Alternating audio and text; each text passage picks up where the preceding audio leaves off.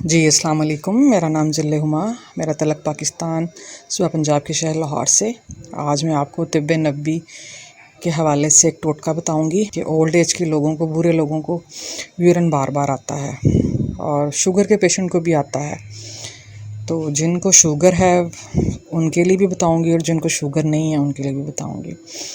जी, एक आपने भुने हुए चने लेने, एक छटांग, इसमें आपने बादाम डाल लेने हैं। भुने हुए चनों और बादामों का आपने ग्राइंडर वाली डब्बी में डाल के इन दोनों का सफ़ूफ बना लेना है और दोनों एक ही मकदार हो दोनों की। अगर एक पाव आपके पास भुने हुए चने हैं तो एक ही पाव आपके पास बादाम होने चाहिए। इन दोनों का सफ़ूफ बना लें। इन दोनों का सफ़ूफ बना के एक एयर टाइट जार में रख लें और इसको दिन में 3 दफ़ा आप खाएँ। तो इंशाल्लाह ताला जिन लोगों को बार बार यूरिन पास होता है और जिन लोगों को शुगर की वजह से यूरिन आता है उनके लिए भी बहुत अच्छा है।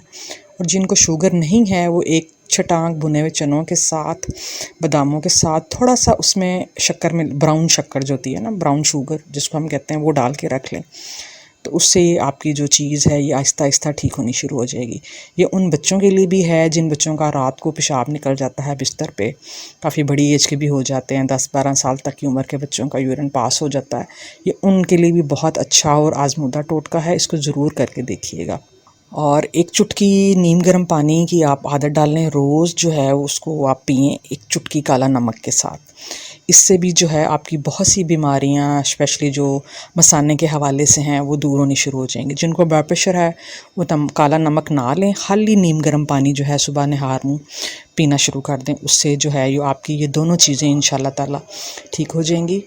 तो अल्लाह ताला ने चाहा तो ये एक ही हफ़्ते के अंदर अंदर आपको इसका रिज़ल्ट जो है वो महसूस होना शुरू हो जाएगा।